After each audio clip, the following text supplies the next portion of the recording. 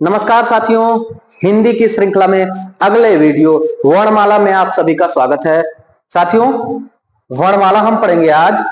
बहुत महत्वपूर्ण टॉपिक है हिंदी का वर्णमाला और थोड़ा सा बड़ा रहेगा। आपको धैर्य पूर्वक अंत तक देखना है। उम्मीद है साथियों 100 में 99.9% क्वेश्चन आप सही कर ले जाएंगे, क्योंकि बहुत सारा कलेक्शन हुआ है। अभी वर्तमान में यूपी ट्रिपल एससी का पैटर्न जो चेंज हुआ है उस पैटर्न पर आधारित है, यानी पेट के एग्जाम के लिए और जूनियर असिस्टेंट के एग्जाम के लिए, लोअर आदि सभी एग्जाम के लिए यह कलेक्शन है साथियों। तो ध्यान पूर्वक देखिएगा। शुरू करते हैं। वर्णमाला किसे कहते हैं? वर्णमाला किसे कहते हैं? तो वर्णमाला साथियों, इसका शाब्दिक अर्थ जो होता है वह वर्णों की माला होता है। शाब्दिक अर्थ की बात हो रही है, परिभाषा की बात नहीं हो रही है। वर्णमाला का शाब्दिक अर्थ होता है वर्णों की माला। वर्णों की माला। भाषा की सबसे छोटी इकाई ध्वनि होती है। भाषा की सबसे छोटी इकाई ध्वनि होती है और ध्वनि का लिखित रूप ही वर्ण कहलाता है। वर्ण को ही लिपि चिन्ह कहा जाता है। देखिएगा बात, वर्णमाला क्या होता है? इसका शाब्दिक अर्थ होता है वर्णों की माला। वर्णों की माला। भाषा की सबसे छोटी इकाई अगर पूछेगा तो ध्वनि कहा जाता है। भाषा की सबसे छोटी इकाई ध्वनि कहलाता है और ध्वनि का लिखित रूप ही वर्ण कहलाता है। ध्वनि का लिखित रूप ही वर्ण कहलाता है और वर्ण को ही लिपि चिन्ह कहा जाता है। वर्ण को ही लिपि चिन्ह कहा जाता है। तो लिपि चिन्ह किसको कहते हैं? वर्ण को कहते हैं। और वर्ण क्या है? ध्वनि का लिखित रूप है। आगे बढ़ते हैं। इस प्रकार से वर्णमाला की अगर परिभाषा की बात की जाए, जो एग्जाम में पूछता है, वर्णमाला की परिभाषा हो जाएगी वर्णों का क्रमबद्ध और व्यवस्थित समूह वर्णमाला कहलाता है। वर्णों का क्रमबद्ध और व्यवस्थित समूह वर्णमाला कहलाता है। यानी कि हर वर्ण का स्वर या व्यंजन का उचित अपना निर्धारित स्थान होता है, क्रमबद्धता होती है और व्यवस्था होती है। उसी के अनुरूप रखे जाने को हम लोग वर्णमाला कहते हैं। वर्णमाला में साथियों वर्ण होता है और वर्ण जो होता है वो दो प्रकार का होता है, स्वर और व्यंजन। स्वर और व्यंजन दो प्रकार का होता है। वर्णमाला की इकाई की अगर बात की जाए, वर्णमाला की इकाई क्या होती है, यूनिट क्या होता है, एग्जाम में अक्सर पूछ देता है। तो वर्णमाला की सबसे छोटी इकाई जो थी वो वर्ण थी या ध्वनि थी। वर्णमाला की सबसे छोटी इकाई। और वर्ण के बाद जो होता है वो अक्षर होता है। वर्ण के बाद अक्षर होता है। अक्षर, वर्ण और ध्वनि थोड़ा सा अंतर होता है साथियों। ध्वनि का लिखित रूप वर्ण होता है और अक्षर जो होता है वह, एक उदाहरण से समझिएगा, जैसे क लिखा हुआ है, क को अगर हम बोल रहे हैं तो क ध्वनि है और क को हम लिख दिए हैं तो क वर्ण है। और यही जो है अगर हमने लिखा कोमल, कोमल, तो इसमें ल एक अक्षर है, म एक अक्षर है और को एक अक्षर है। यानी कि को एक अक्षर है लेकिन क जो है एक वर्ण है और इसका मौखिक जो रूप होगा वह ध्वनि कहलाएगा। क मौखिक रूप ध्वनि कहलाएगा, क का लिखित रूप वर्ण कहलाएगा, लिपि चिन्ह वर्ण कहलाएगा और को जो लिखा हुआ है वह अक्षर कहलाएगा साथियों। अक्षर के बाद जो बड़ा इकाई होता है वर्णमाला का वो शब्द होता है। शब्द जो वर्ण या अक्षरों के सार्थक समूह से बनता है उसे शब्द कहते हैं। जैसे जैसे हमने लिख दिया कुसुम, तो ये क्या है? एक शब्द है जो वर्णों का समूह है, सार्थक समूह है, उसे शब्द कहेंगे साथियों। उसके बाद शब्द के बाद आता है पद। अमूमन शब्द और पद में कोई अंतर नहीं है।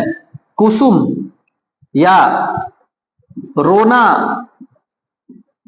या मैं या और सारे के सारे शब्द हैं, बस इनका जो रूप होगा एक वाक्य में उसको पद कहेंगे। कि यह संज्ञा पद है या सर्वनाम पद है या क्रिया पद है या विशेषण पद है या क्रिया विशेषण पद है, तो उसको पद कहेंगे। पद और शब्द में यही अंतर होता है। शब्द और पद देखने में एक ही होते हैं, लेकिन जब वाक्य में पद विन्यास हम लोग करते हैं तब उसमें हमको शब्द और पद में अंतर समझ में आता है।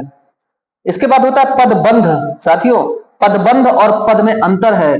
जैसे जैसे हो गया घोड़ा, ये पद हो गया, और पद में भी संज्ञा हो गया, संज्ञा पद है और विशेष्य पद है। यहां बात कर दिया जाए काला घोड़ा, तो काला घोड़ा जो हो जाएगा वो पदबंध हो जाएगा। काला घोड़ा पदबंध हो जाएगा, घोड़ा पद हो जाएगा। कौन सा पद है? अगर एक वाक्य में आ रहा है घोड़ा काला है, तो घोड़ा की विशेषता बताई जा रही है, तो इसका मतलब घोड़ा विशेष्य पद है, घोड़ा संज्ञा पद है। समझ में आ गया पद और शब्द में अंतर। उपवाक्य, पदबंध से बड़ा जो वर्णमाला का इकाई होता है वो उपवाक्य होता है। उपवाक्य मतलब होता है जो वाक्य से थोड़ा सा छोटा होता है, वाक्य से छोटा होता है, और इसको अंग्रेजी में कहा जाता है सेमीकोलन और हिंदी में कहा जाता है अर्ध विराम चिन्ह। अर्ध विराम चिन्ह के द्वारा जो अलग होता है उसे उपवाक्य कहते हैं। अर्ध विराम चिन्ह के द्वारा जो अलग होता है उसको उपवाक्य कहते हैं। और जब पूर्ण विराम कंप्लीट होता है तब उसको वाक्य कहते हैं। जब वक्ता द्वारा अपनी बात पूरी कर ली जाए, पूर्ण विराम लग जाए, तब उसको वाक्य कहते हैं। जब अर्ध विराम लग जाए तब उसे उपवाक्य कहते हैं। और जब दो शब्द रहें और एक दूसरे से बंधे हुए रहें, पदबंध कहलाएंगे। शब्द का ही जो अन्वय है उसी को पद कहते हैं। पद का अन्वय ही शब्द कहलाता है, और शब्द वर्णों का सार्थक समूह शब्द होता है। यहां से प्रश्न पूछे साथियों कि वर्णमाला की सबसे छोटी इकाई क्या हो जाएगी? वर्णमाला की सबसे छोटी इकाई यह हो जाएगी। वर्णमाला की सबसे छोटी इकाई यह हो जाएगी। वर्णमाला की सबसे बड़ी इकाई वाक्य हो जाएगी, सबसे बड़ी इकाई वाक्य हो जाएगी। वर्णमाला से ही ये सब तैयार होता है साथियों। आगे बढ़ते हैं। वर्ण आखिर होता क्या है? देखिएगा साथियों, ध्वनि का आंशिक रूप जो अखंडित हो उसे वर्ण कहते हैं। ध्वनि का जो आंशिक रूप हो, जो अखंडित हो, उसे वर्ण कहते हैं। और व्याकरण का प्रथम तत्व वर्ण होता है। व्याकरण का प्रथम तत्व क्या होता है? वर्ण होता है। वर्ण क्या होता है? व्याकरण का प्रथम तत्व, व्याकरण का प्रथम तत्व। देखिएगा साथियों, तत्व शुद्ध रूप लिखिएगा, 2 बार ह्रस्व त है, इसको द्वित्व व्यंजन भी कहते हैं। आगे बढ़ते हैं। आप एक शब्द आ रहा है अखंडित। अखंडित मतलब कि उससे जो छोटा ना हो, एकदम छोटा है अपने आप में, इससे छोटा नहीं होगा, इसका और भी खंड नहीं किया जा सकता है। व्याकरण तत्व की बात किया है। व्याकरण तत्व होता क्या है? तो व्याकरण तत्व 3 प्रकार का होता है साथियों, वर्ण विचार, शब्द या पद विचार और वाक्य विचार। सबसे छोटा होता है वर्ण विचार। वर्ण क्या है? व्याकरण तत्व का सबसे मूल है, सबसे छोटा है। उससे बड़ा होता है शब्द या पद विचार। देखिए यहाँ पर शब्द और पद दोनों लिखा हुआ है, दोनों एक ही होते हैं, बस किसी वाक्य में उसकी पहचान करना, शब्द की पहचान करना को पद कहते हैं, और शब्द से बड़ा होता है वाक्य विचार। तो हम लोग शब्द को अगले वीडियो में पढ़ेंगे, शब्द और शब्द समूह और शब्द के भेद। और उसके बाद तीसरे वीडियो में हम लोग पढ़ा जाएगा वाक्य, उपवाक्य, मिश्रित वाक्य, संयुक्त वाक्य जो आता है, वाक्य के भेद, उसको पढ़ेंगे हम लोग। वो भी व्याकरण का तत्व है। इसमें हम लोग सिर्फ वर्ण और वर्णमाला पढ़ रहे हैं साथियों। आगे बढ़ते हैं। हिंदी वर्णमाला में वर्णों की संख्या कितनी होती है? तो साथियों, हिंदी वर्णमाला में वर्णों की संख्या 52 होती है। हिंदी वर्णमाला में वर्णों की कुल संख्या 52 होती है। कैसे होती है? तो देखिएगा, यहां ध्यान दीजिएगा। स्वर की संख्या 11 होती है, स्वर की संख्या 11 होती है। व्यंजन की संख्या 33 होती है, व्यंजन की संख्या 33 होती है। आयोगवाह की संख्या 2 होती है, आयोगवाह की संख्या 2 होती है। कौन सा साथियों? तो अनुस्वार और विसर्ग। अनुस्वार, अनुस्वार ये हो गया साथियों, और विसर्ग, अनुस्वार और विसर्ग, इन दोनों को अयोगवाह कहा जाता है साथियों। इसके बाद संयुक्त व्यंजन 4 होता है, संयुक्त व्यंजन 4 होता है। देखिएगा, छ, त्र, ज्ञा और स्र। इन चारों को कहा जाता है संयुक्त व्यंजन साथियों। 4 संयुक्त व्यंजन होते हैं। इसके अलावा उच्छिप्त या द्विगुण या ताड़नजात या द्विस्पर्श व्यंजन, उच्छिप्त या द्विगुण या ताड़नजात या द्विस्पर्श व्यंजन की संख्या 2 होती है साथियों। 2 होती है साथियों। कौन कौन सा है देखिएगा, ये हिंदी का ड है, हिंदी का ड, और यह ढ है। इसी में हम लोग फारसी का नुक्ता मिला दें, फारसी का नुक्ता। नुक्ता क्या होता है साथियों, नुक्ता की बात कर ले थोड़ा सा हम लोग। नुक्ता एक बिंदी होता है, नुक्ता एक बिंदी होता है। यही फारसी का नुक्ता अगर इसमें लग गया तो इस जो व्यंजन को हम लोग द्विस्पर्श व्यंजन या द्विगुण व्यंजन या ताड़नजात व्यंजन या उच्छिप्त व्यंजन कहते हैं। अब आप कहेंगे इसका एग्जाम्पल बताइए गुरुजी। इसका एग्जाम्पल यहां पर आपको बता देते हैं, एग्जाम्पल बता देते हैं। जैसे पढ़ाई में देखिए, अगर यहां नुक्ता नहीं लगेगा तो ये पढ़ाई हो जाएगा, ढक्कन हो जाएगा, ढक्कन वाला ढ उच्चारण हो जाएगा।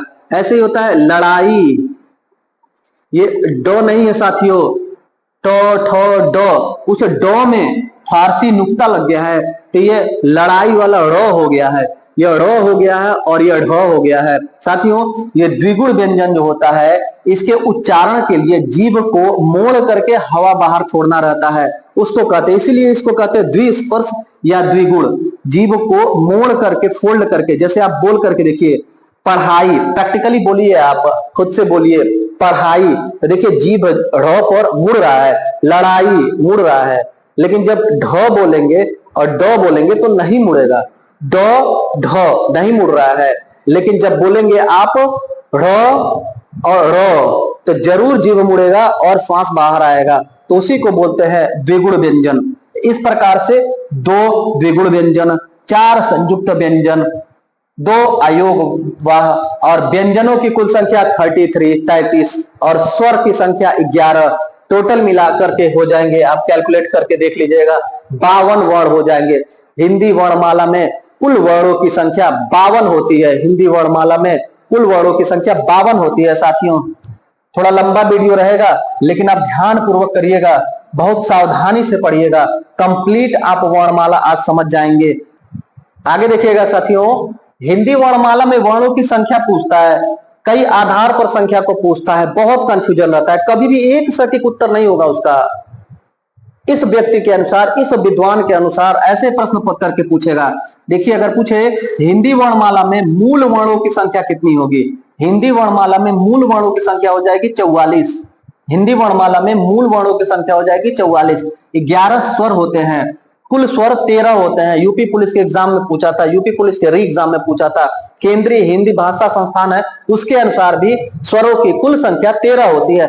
लेकिन यहाँ पर जो है माना जाता है अयोग वह, अंग और अह स्वर नहीं है, और 33 व्यंजन, तो 11 और 33 44 जो है मूल वर्णों की संख्या होती है।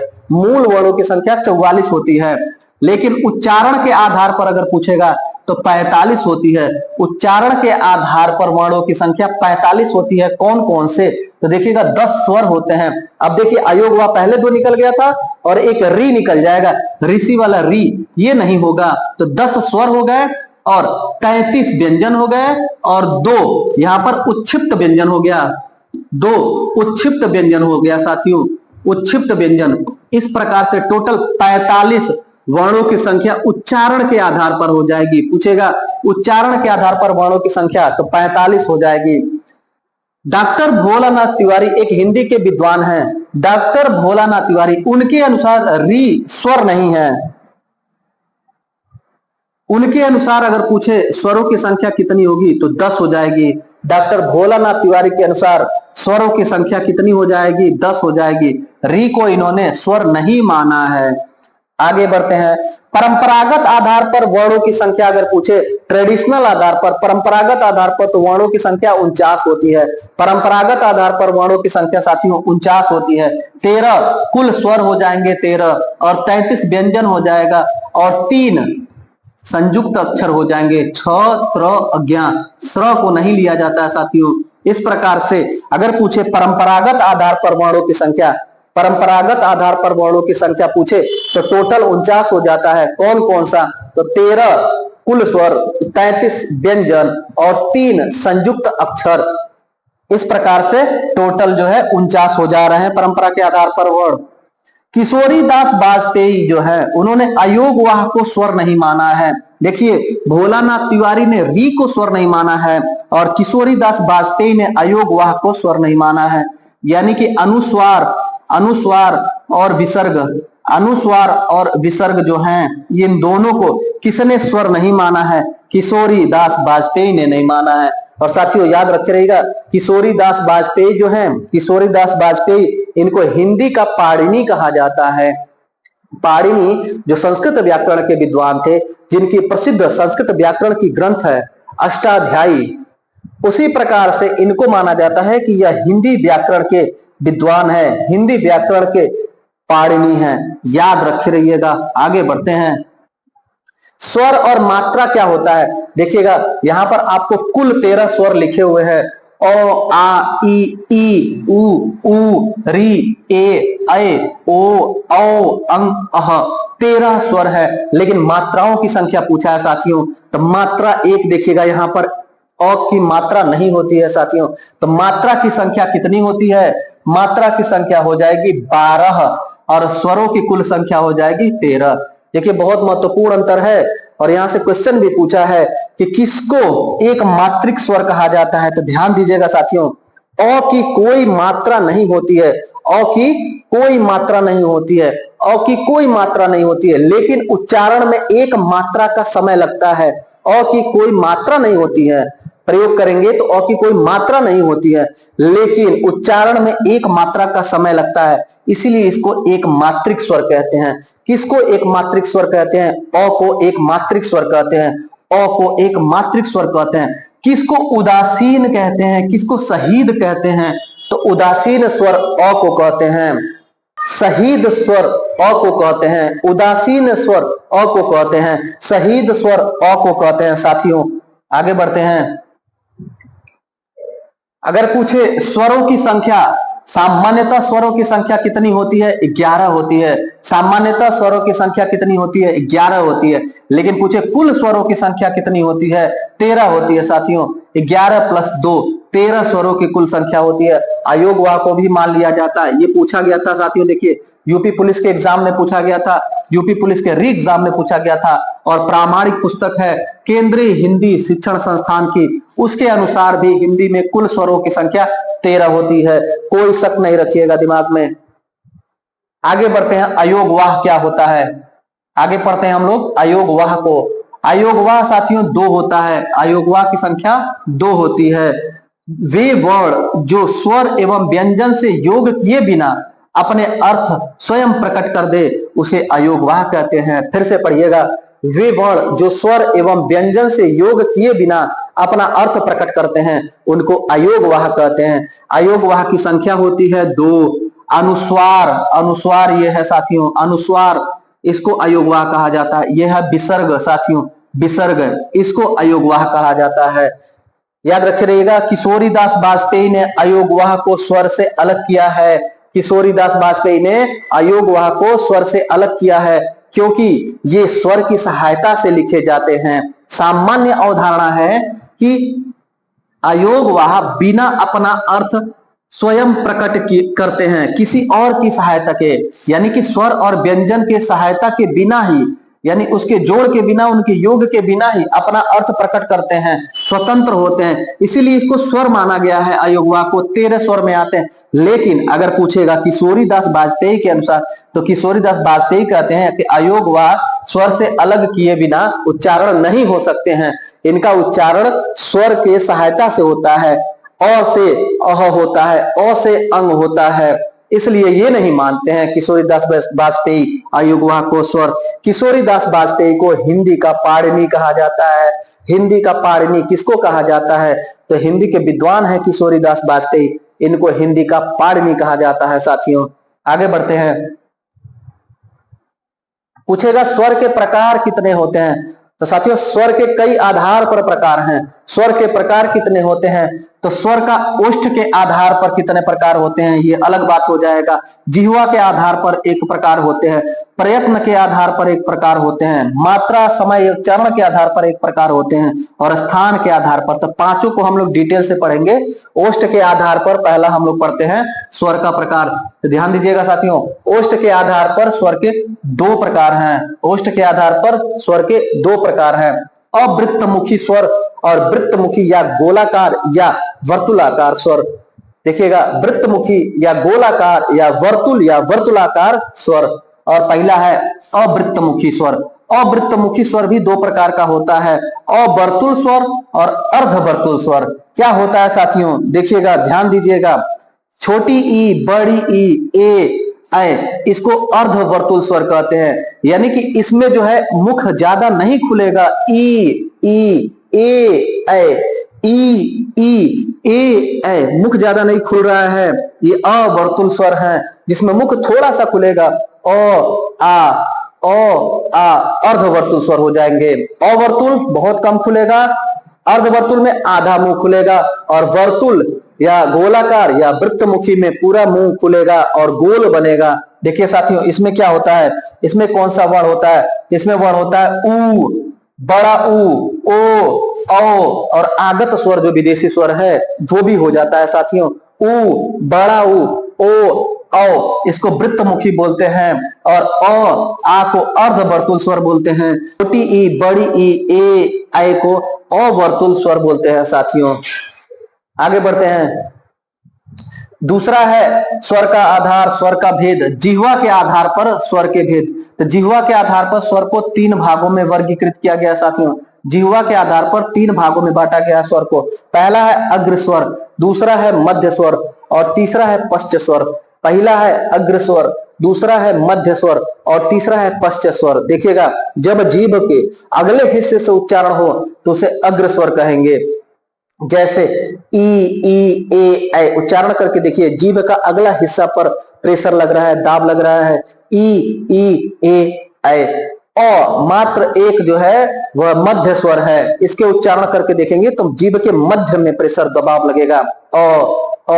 और पश्च स्वर जीभ के पिछले हिस्से से जब बोला जाए, आ, ऊ, ओ, औ, ये पश्च स्वर हो जाएंगे। याद कर लीजिएगा, इनको पश्च स्वर कहते हैं। मध्य स्वर सिर्फ एक होता है साथियों, मध्य स्वर सिर्फ एक होता है।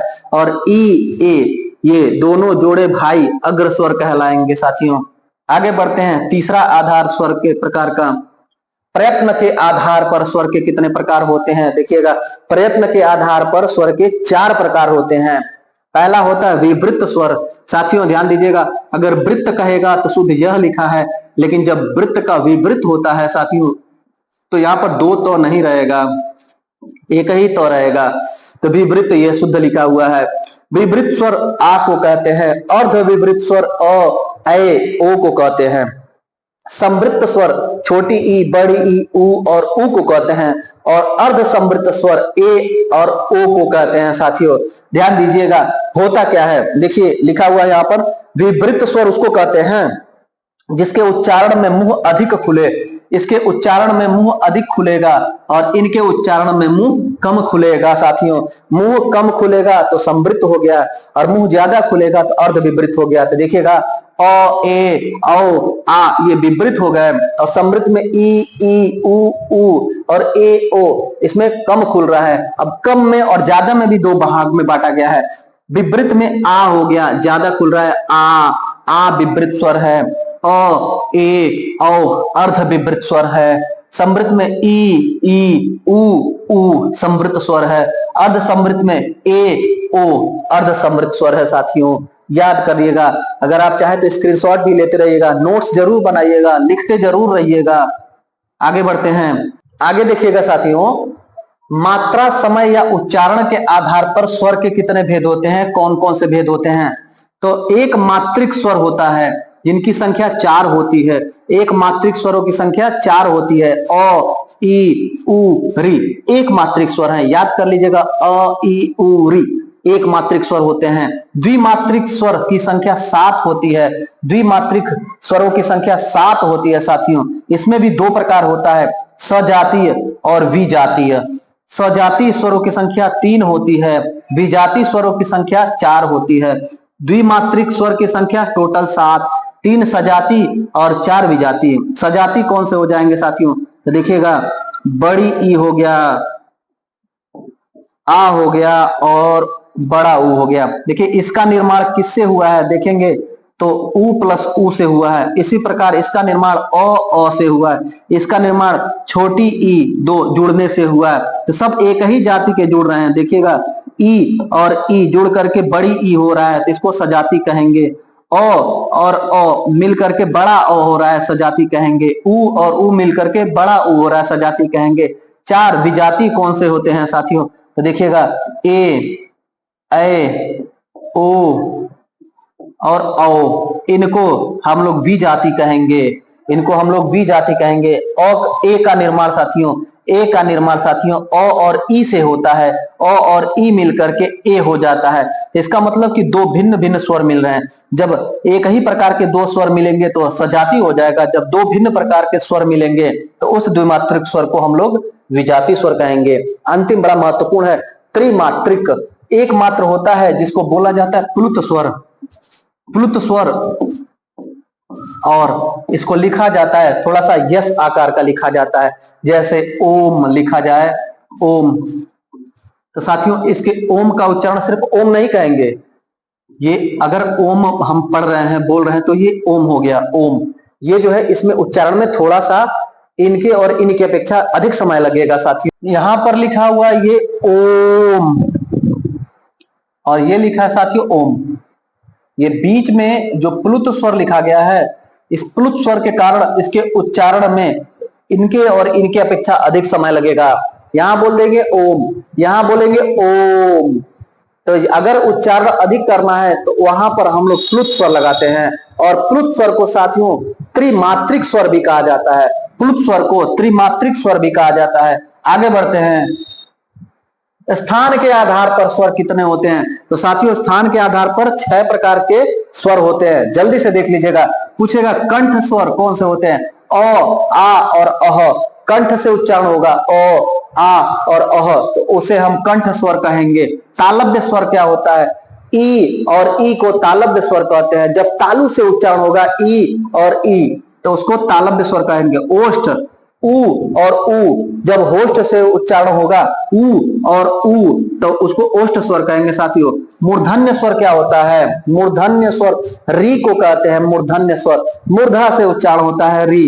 कंठ तालु स्वर किसे कहते हैं? ए और ऐ को कंठ तालु स्वर कहते हैं। ए और ऐ को कंठ तालु स्वर कहते हैं। कंठोष्ठ स्वर किसको कहते हैं? ओ और औ को कंठोष्ठ स्वर कहते हैं। साथियों इसका स्क्रीनशॉट ले लीजिएगा, लिख लीजिएगा, याद कर लीजिएगा। यहां से अमूमन एक प्रश्न रहता है। आगे बढ़ते हैं, व्यंजन पर आ जाते हैं। स्वर के बाद व्यंजन क्या होता है साथियों? व्यंजन किसे कहते हैं? तो स्वर की सहायता से बोले जाने वाले ध्वनियों को व्यंजन कहा जाता है। स्वर की सहायता से बोले जाने वाले ध्वनियों को, वर्णों को व्यंजन कहा जाता है। जैसे देखिएगा क है तो इस क में ह्रस्व क है और अ स्वर छिपा हुआ है। ह्रस्व क और अ मिल करके क बनता है, और क जो है यह व्यंजन है। व्यंजन है, ये मूल व्यंजन है और ये स्वर है। तो किसी भी व्यंजन के उच्चारण के लिए हमको सदैव स्वर की सहायता लेनी होगी। इसे ही हम व्यंजन कहते हैं। साथियों हलंत लगा करके आप इस चीज को जरूर सीखिएगा, क्योंकि पुलिस के परीक्षा और पेट के परीक्षा में वर्ण विन्यास आप ऐसे ही कर पाएंगे। अभी आगे हम लोग देखते हैं। पूछे व्यंजन की संख्या कितनी होती है? तो व्यंजनों की संख्या साथियों 33, 33 होता है व्यंजनों की संख्या। 33 होती है व्यंजनों की संख्या। इसमें स्पर्श व्यंजन की संख्या कितनी होती है? 25 होती है। स्पृष्ट व्यंजन की संख्या 25 होती है। वर्गीय या उदित व्यंजनों की संख्या 25 होती है साथियों।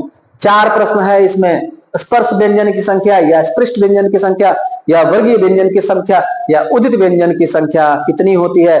25 होती है साथियों। चलिए इन 25 को देख लेते हैं और इनका उच्चारण स्थान देख लेते हैं। क वर्ग जो है साथियों, क, ख, ग, घ, अंग। इनका उच्चारण कंठ से होता है, इनको क वर्ग कहते हैं।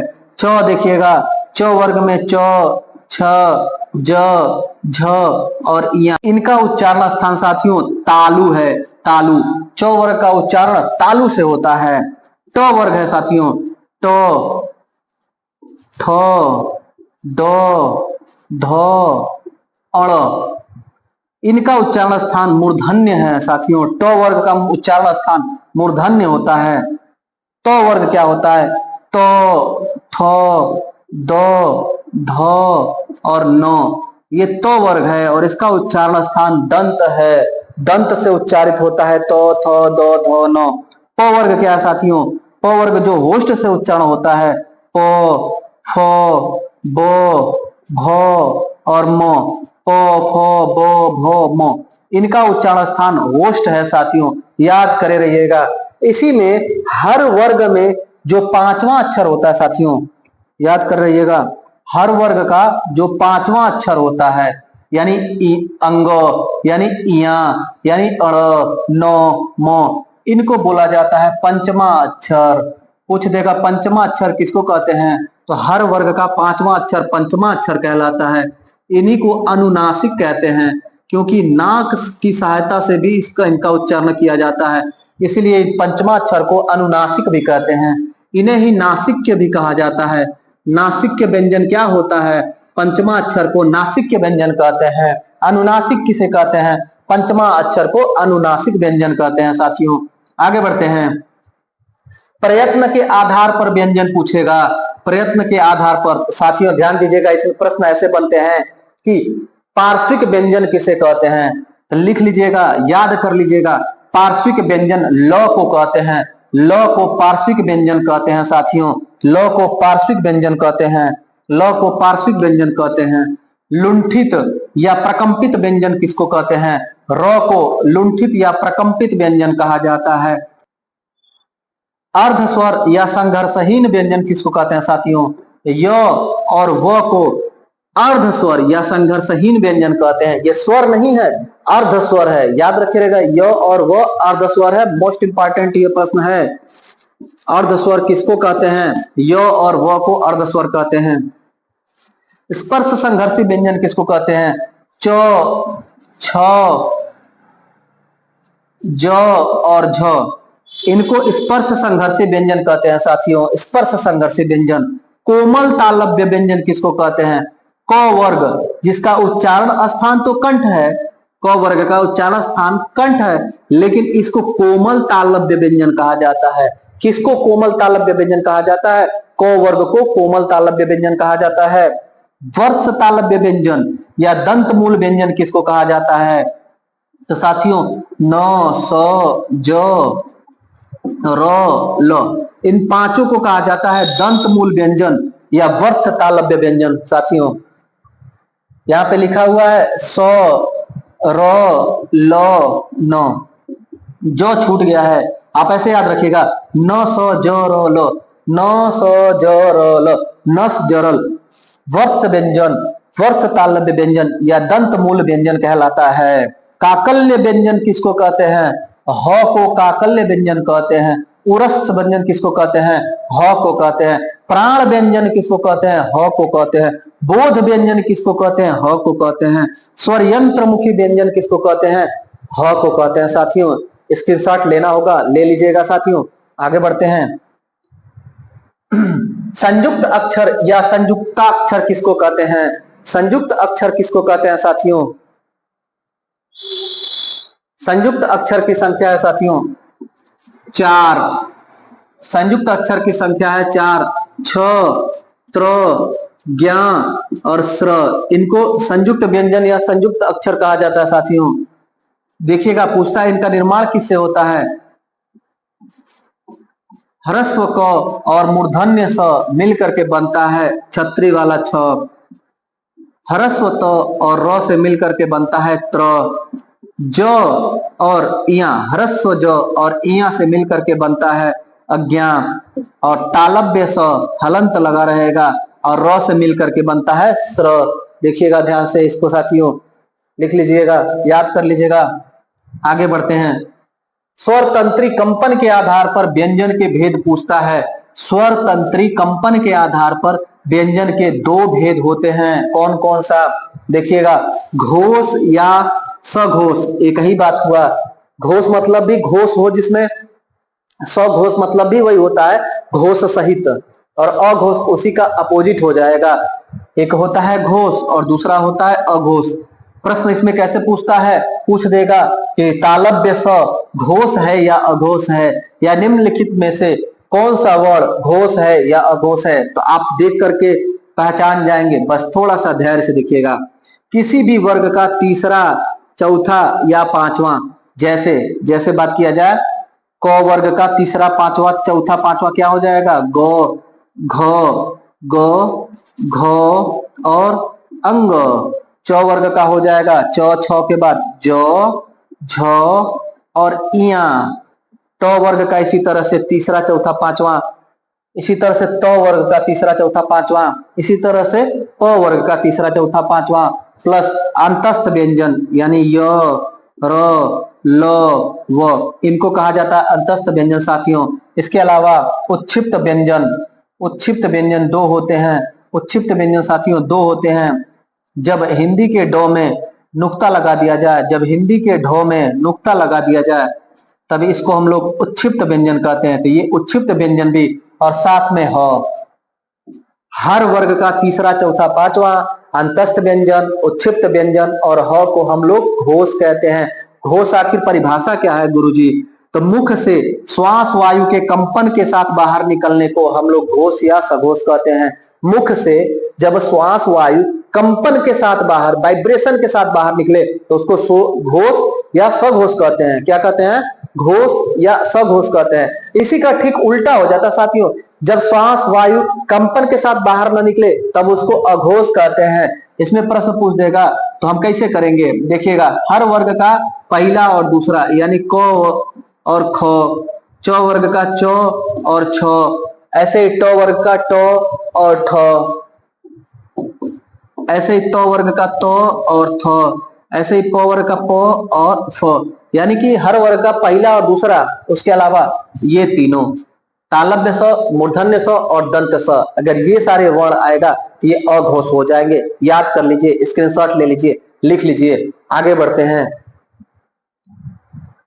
अगर पूछे श्वास वायु के आधार पर व्यंजन के कितने भेद होते हैं, इसमें भी दो ही भेद होते हैं। श्वास वायु के आधार पर व्यंजन के दो भेद होते हैं। श्वास वायु के आधार पर व्यंजन के दो भेद होते हैं साथियों, अल्प प्राण और महाप्राण। अल्प प्राण और महाप्राण साथियों। अल्प प्राण क्या होता है, जब मुख से कम श्वास निकले तो उसको अल्प प्राण बोलेंगे, और जब मुख से अधिक श्वास निकले, ज्यादा श्वास निकले तो उसको महाप्राण बोलेंगे। इन दोनों के पहचानने का तरीका क्या है, ट्रिक क्या है, ध्यान दीजिएगा। अल्प प्राण उसे कहते हैं जो किसी भी वर्ग का पहला, तीसरा और पांचवा वर्ण होगा। जैसे क वर्ग है, क वर्ग का पहला यानी क, फिर ख के बाद ग और घ अंग, इन तीनों को अल्प प्राण बोला जाएगा। ऐसे ही च वर्ग का, ऐसे ही ट वर्ग का, ऐसे ही त वर्ग का, यानी पांचों वर्ग का पहला, तीसरा और पांचवा वर्ण होगा वह अल्प प्राण होगा। इसके अलावा सभी 13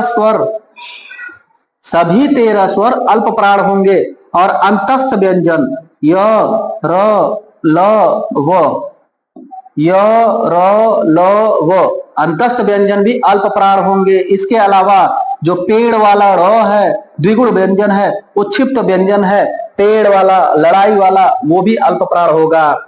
महाप्राण की पहचान कैसे करेंगे, हर वर्ग का दूसरा और चौथा, यानी कि क वर्ग का ख, क वर्ग का ख और घ, च वर्ग का छ और झ, ऐसे ही ट वर्ग का दूसरा, चौथा क्या हो जाएगा, थ और ट, ठ, ड, ढ, पांचों वर्ग का दूसरा और चौथा वर्ण। इसके अलावा उष्मीय व्यंजन तालव्य स, मूर्धन्य स, दंत स और ह।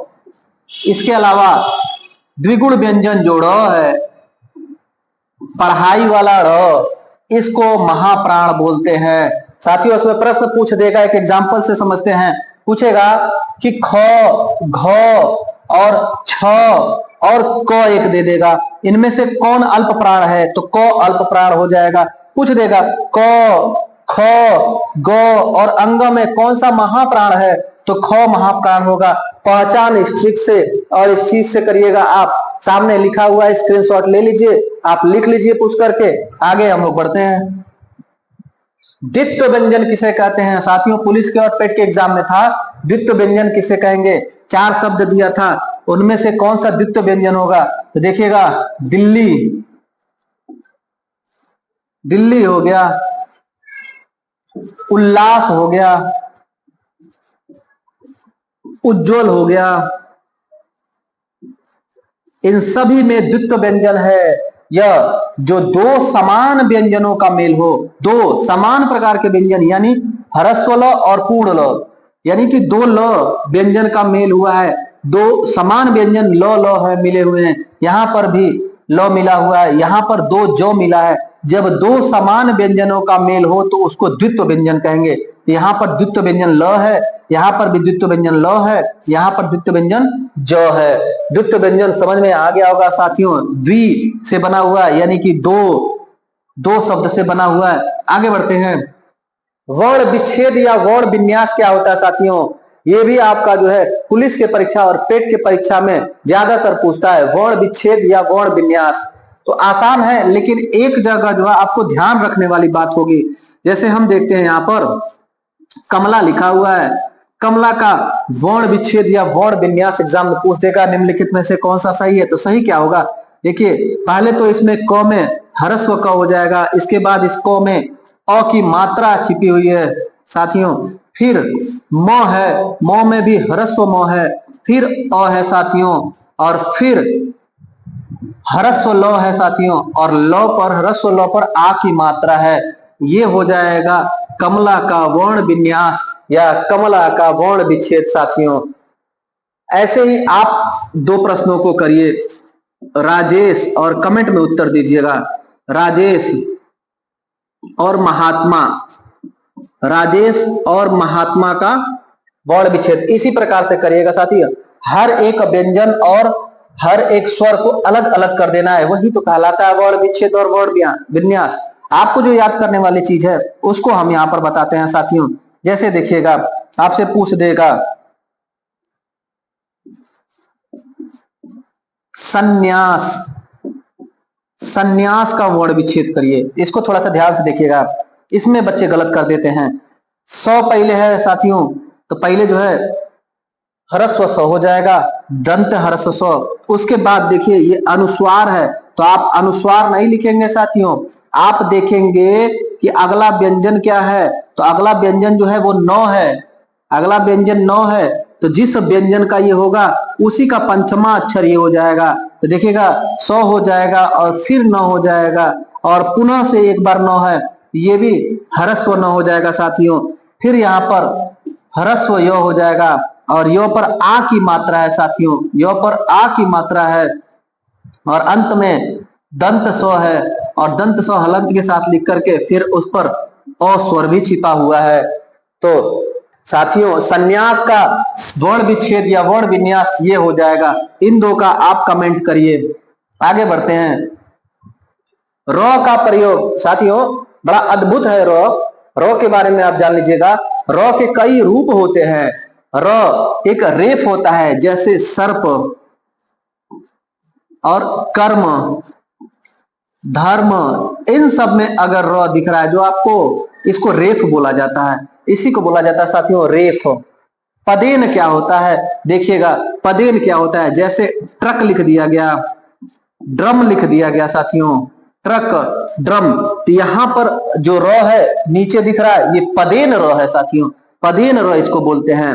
रडार र, रडार वाला र क्या होता है गुरुजी? देखिएगा साथियों प्राण लिखा हुआ है, प्राण, ये इसको रडार र बोलेंगे साथियों, प्राण। एक आध एग्जाम्पल आप कमेंट में बताइए रडार र का। लुंठित र क्या होता है? तो र अपने आप में ही लुंठित है साथियों, जैसे सरल में लिखा हुआ है बीच में र, ये लुंठित र ही है साथियों। रथ लिखा हुआ है, तो जो असली रूप वास्तविक रूप र का होता है उसको लुंठित बोलते हैं। और जब ऐसे रहेगा साथियों तो रडार र बोलेंगे, और जब इस तरह से दिखेगा तो पदेन र होगा, और जब ऊपर दिखेगा जिसको आसमानी र बोलते हैं वो गलत है, आसमानी र उसको रेफ बोलते हैं। आगे बढ़ते हैं साथियों, स्क्रीनशॉट लेना हो तो ले लीजिएगा आप र का प्रयोग। आगे बढ़ते हैं, आगे हम लोग बढ़ते हैं। हिंदी शब्दकोश में शब्दों का क्रम एक पूछता है, जैसे डिक्शनरी में पूछ देगा कि A B D I C A T, abdicate लिखा हुआ है और एक लिखा हुआ है बॉय, तो डिक्शनरी में कौन पहले आएगा? तो आप कहेंगे सर जी, गुरुजी ए वाला पहले आ जाएगा। सही बात है। वैसे ही हिंदी में लिखा हुआ है कमल और एक लिखा हुआ है नीरज, तो हिंदी के डिक्शनरी यानी हिंदी के डिक्शनरी को हिंदी में कहते हैं शब्दकोश, उसमें पहले कौन आ जाएगा? तो कमल आ जाएगा। बहुत आसान है गुरुजी, लेकिन ऐसा नहीं है, इतना आसान आपके एग्जाम में नहीं पूछेगा साथियों, थोड़ा सा कठिनाई होगा। बस एक बात आप ध्यान रखे रहिएगा, हमेशा जैसे हम लोग बचपन से पढ़ते चले आए हैं, ओ आ ई बड़ी ई से लेकर के और अज्ञा तक जो है यह हमारा वर्ण है। लेकिन जब शब्दकोश में इसको शिफ्ट करना है साथियों, तो आप अनुस्वार और विसर्ग को पहले ला दीजिएगा। अनुस्वार विसर्ग, उसके बाद ओ आ छोटी ई और क्रम वो बाकी सब वैसे ही रहेगा, लेकिन इसको पहले कर दीजिएगा। जैसे देखिएगा एक प्रश्न आपके सामने लिख रहे हैं, ध्यान दीजिएगा। रंग लिखा हुआ है, रईस लिखा हुआ है, रई लिखा हुआ है, रई, ये रिपीटेड क्वेश्चन है साथियों, और रमा लिखा हुआ है। इनमें पूछेगा हिंदी शब्दकोश में सबसे पहले कौन सा आएगा, तो आप ध्यान देंगे तो अगर आप देख रहे हैं र चारों में आ रहा है, तो उसके बाद दूसरे वर्ण पर हम शिफ्ट हो जाते हैं। दूसरे वर्ण में सबसे पहले कौन आ रहा है, तो यहाँ आप देखेंगे तो यहाँ र था और र के बाद साथियों अनुस्वार था, आप यही कहेंगे अनुस्वार है। लेकिन अगर अनुस्वार का जगह आप जान रहे हैं कि अंत में आएगा तो आप गलत कर जाएंगे। हिंदी शब्दकोश के अनुसार अनुस्वार पहले आएगा, इसका मतलब इसका उत्तर तो ए हो जाएगा। नहीं समझ में आया? फिर से समझिएगा। देखिएगा र है और अनुस्वार है, यहाँ पर र के बाद ई है, तो आप यहाँ देखेंगे र है, यहाँ मान लेते हैं पूरा र है, यहाँ पर भी पूरा र है, हम लोग इसको तोड़ते नहीं है। र है उसके बाद ई है, यहाँ पर भी र है और बड़ी ई था, यहाँ र है और माँ है, यहाँ तो कट गया, सब बराबर है। इसमें कौन क्रम से है, तो आप कहेंगे कि हिंदी वर्णमाला में अ आ ई और बड़ी ई ये पहले आ रहा है, तो इस प्रकार से ये वाला सही होगा। गलत हो जाएगा साथियों, ऐसे एग्जाम में गलत करा रहा है क्वेश्चन। आप याद रखिए अनुस्वार पहले आएगा, यानी कि ई से भी पहले अनुस्वार आ जाएगा। इस प्रकार से रंग इसका उत्तर सही हो जाएगा। ऐसे प्रश्नों को थोड़ा सा आप हल भी कर लीजिएगा, प्रैक्टिस कर लीजिएगा। आगे हम लोग बढ़ते हैं। वर्णों का उच्चारण स्थान देख लीजिएगा साथियों, वर्णों का उच्चारण स्थान यहां पर दिख रहा है, नासिक या अनुनासिक, या इसी को पंचमाक्षर भी बोलते हैं। पंचमा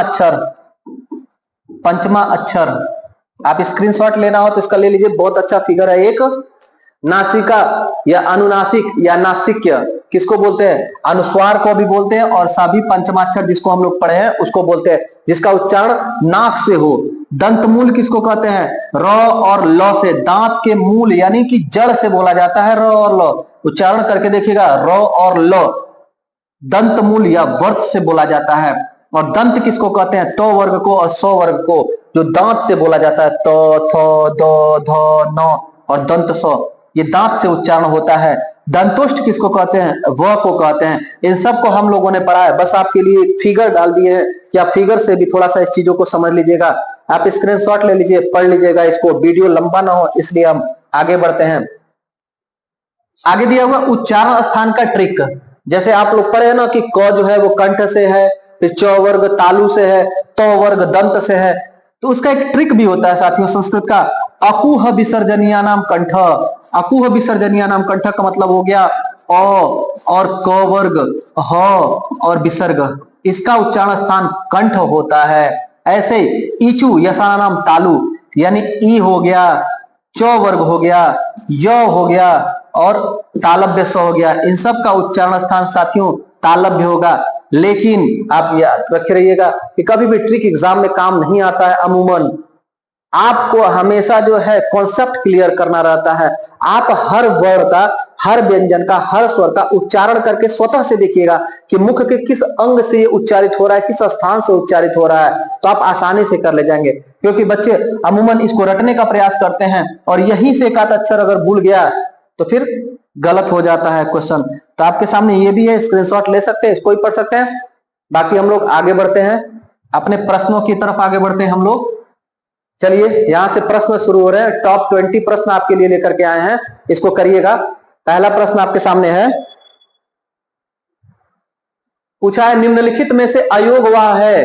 अयोगवाह किसे कहेंगे? तो साथियों अनुस्वार और विसर्ग को अयोगवाह कहते हैं। इन दोनों को कहा जाता है अयोगवाह। पहला का उत्तर हो जाएगा, पहला ही ए हो जाएगा, विसर्ग दिया हुआ है, उत्तर यही सही हो जाएगा। दूसरा प्रश्न है, ई का सही उच्चारण स्थान क्या होगा साथियों? तो ई का उच्चारण स्थान हो जाएगा आपका तालु। ई का उच्चारण स्थान हो जाएगा तालु। आगे बढ़ते हैं, छतरी वाले 6 वर्ण किसके योग से बना हुआ है साथियों? यहां देखिए अभी हम लोगों ने पढ़ा है कि ह्रस्व क और मूर्धन्य स मिल करके छतरी वाला 6 बनता है। तीसरा का उत्तर हो जाएगा ए साथियों। अगला है, चौथा प्रश्न है, देखिएगा निम्नलिखित में से कौन सा वर्ण उच्चारण की दृष्टि से, उच्चारण ये होना चाहिए, उच्चारण की दृष्टि से दंत्य नहीं है? तो देखिएगा तो वर्ग जो है, तो वर्ग वो दंत है और ये दंत से उच्चारित होता है। तो थो दो ध न हो जाएगा, तो नहीं होगा। तो का उच्चारण स्थान मूर्धा होता है साथियों, मूर्धन्य है, तो इसका उत्तर हो जाएगा डी। आगे बढ़ते हैं, किस व्यंजन के उच्चारण में जीभ तालु से नहीं टकराती है? जीभ तालु से नहीं टकराने का मतलब ये हो गया कि तालव्य नहीं है। तो च तालव्य है, य तालव्य है, स तालव्य है, घ नहीं होता साथियों। घ जो है वो क वर्ग का है, घ जो है वो क वर्ग का है और क वर्ग कंठ से उच्चारित होता है साथियों। तो पांचवा का उत्तर हो जाएगा सी। देखते हैं पांचवा का उत्तर क्या दिया है, सी दिया है साथियों। आगे है छठा प्रश्न, किस विकल्प में अंतस्थ व्यंजन है? य र ल व साथियों, य र ल व को अंतस्थ व्यंजन कहा जाता है, अंतस्थ व्यंजन कहा जाता है। आगे है छठा का उत्तर डी हो जाएगा। सातवां प्रश्न है, नौ व्यंजन का उच्चारण स्थान क्या होगा? नौ व्यंजन का उच्चारण स्थान साथियों हो जाएगा वर्त से और नासिका। अनुनासिक भी है और वर्त से भी है, तो इसका उत्तर हो जाएगा सातवां का बी। सारे रिपीटेड और इंपॉर्टेंट क्वेश्चन है साथियों, समझ समझ के करिएगा। आठवां प्रश्न आपके सामने है, वर्णमाला में, हिंदी वर्णमाला में कुल कितने वर्ण होते हैं? हिंदी वर्णमाला में वर्णों की संख्या पूछेगा, कुल स्वरों की संख्या कितनी होती है? तो 13 होती है। अगर पूछेगा कि स्पर्शी व्यंजन की संख्या कितनी होती है? तो 25 होती है स्पर्शी व्यंजन की संख्या साथियों। इसका उत्तर हो जाएगा आठवां का सी। आगे है नौवां प्रश्न आपके सामने, छ त्र ज्ञ क्या है साथियों? तो यह देखिएगा, जल्दीबाजी में सी नहीं करिएगा। देखिए डी दिया हुआ है, संयुक्त व्यंजन है, स्वर नहीं है, क्या है? व्यंजन है। छ त्र ज्ञ ये संयुक्त व्यंजन है साथियों, पढ़े हैं हम लोग इसको। नौवां का डी उत्तर हो जाएगा। अगला प्रश्न आपके सामने है 10वां प्रश्न साथियों, पढ़िएगा, जिन स्वरों के उच्चारण में मुंह सबसे कम खुलता है उसे क्या कहते हैं? तो साथियों उसको कहते हैं संवृत्त स्वर। जब मुंह ज्यादा खुलेगा तो उसको हम लोग कहेंगे विवृत स्वर, और जब मुंह कम खुलेगा तो उसको कहेंगे संवृत्त स्वर। पढ़ा है आपने शुरू में ही। आगे बढ़ते हैं, 11वां प्रश्न है, शब्दकोश में निम्न में से सर्वप्रथम आने वाला शब्द क्या है? तो आप आज पढ़ने से पहले जरूर जो है रई को ट्रिक करते हैं, लेकिन अनुस्वार पहले आता है साथियों।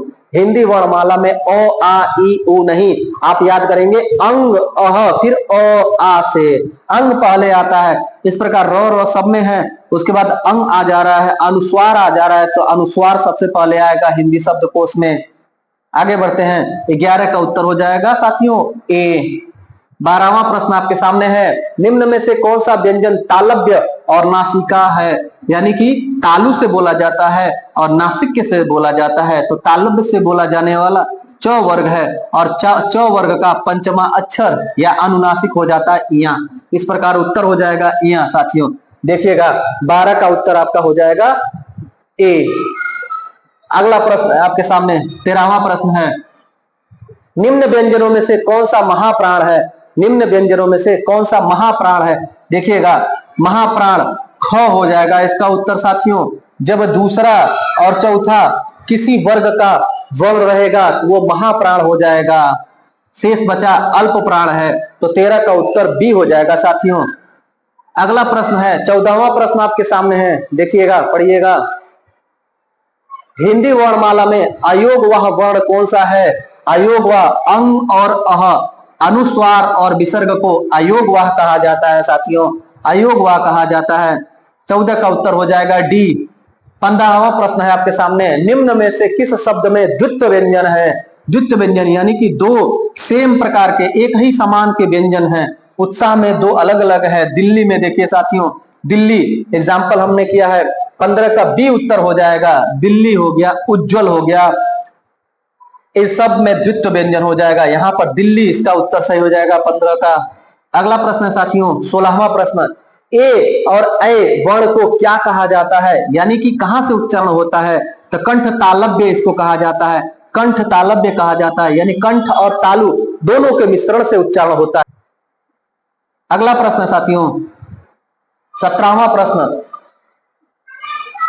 तालव्य स, मूर्धन्य स, दंत स और ह को क्या कहा जाता है? तो इनको साथियों कहा जाता है उष्मी व्यंजन। इनको बोलने में पसीना छूट जाता है, उष्मा छूट जाता है, इसलिए उष्मी व्यंजन कहा जाता है। तालव्य स, मूर्धन्य स, दंत स और ह को। और अगर पूछे अंतस्थ व्यंजन किसको कहा जाता है? य, र, ल, व को अंतस्थ व्यंजन कहा जाता है। तो 17 का उत्तर हो जाएगा बी साथियों।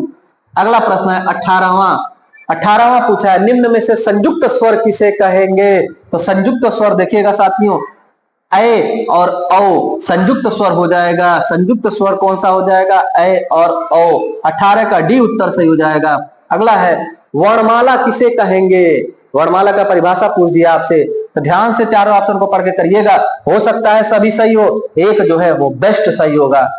शब्द समूह को कहते हैं, गलत है। वर्णों के संकलन को कहते हैं, ठीक ठाक है। शब्द गणना को कहते हैं, नहीं है। वर्णों के व्यवस्थित समूह को कहते हैं, यही सही हो जाएगा साथियों। इस प्रश्न का उत्तर हो जाएगा डी। वर्णमाला किसे कहेंगे? तो वर्णों के क्रमबद्ध एवं व्यवस्थित समूह को वर्णमाला कहेंगे। निम्न में से अर्ध स्वर किसे कहा जाएगा? याद करिए साथियों, अर्ध स्वर हमने कहा है य और वो व्यंजन है, बावजूद इनको अर्ध स्वर कहा जाता है। साथियों कुछ बातें यहाँ ध्यान रखिएगा। आप लोग को लग रहा होगा अर्ध ये सही है, अमूमन बहुत जगह आप लोगों ने लिखा होगा अर्ध। मैं भी शुरू से अर्ध ऐसे ही लिखता था, रियलिटी तो यही है, लेकिन समीक्षा अधिकारी के पेपर में ठोकर खाने के बाद समझ में आया कि अर्ध ऐसे लिखा जाएगा, अर्ध शासकीय पत्र, अर्ध ऐसे होगा। अमूमन हम लोग गलत कर देते हैं, तो ध्यान रखे रहिएगा, अर्ध ये सही है, अर्ध ये नहीं सही है। 20वां का उत्तर आपका हो जाएगा बी। 20 का उत्तर हो जाएगा। इस प्रकार से साथियों आपको वर्णमाला पूरा अच्छे से मैंने कॉन्सेप्ट सहित और पूरा एक एक पॉइंट समझा दिया, पढ़ा दिया, लिखा दिया और 20 टॉप प्रश्नों को भी हल करा दिया। अपना मैंने फर्ज पूरा कर दिया, अब आप अपना फर्ज पूरा कर दीजिए। यहाँ तक पहुंचे हैं तो वीडियो को लाइक कर दीजिए, वीडियो को खूब ज्यादा शेयर कर दीजिए और चैनल को आप सब्सक्राइब नहीं किए तो सब्सक्राइब कर लीजिए, अपने दोस्तों के पास इसको शेयर कर दीजिए। मिलते हैं अगले वीडियो में। हम लोग अगले वीडियो में शब्द को पढ़ेंगे, शब्द भेद को पढ़ेंगे। तब तक के लिए धन्यवाद, नमस्कार आप सभी को।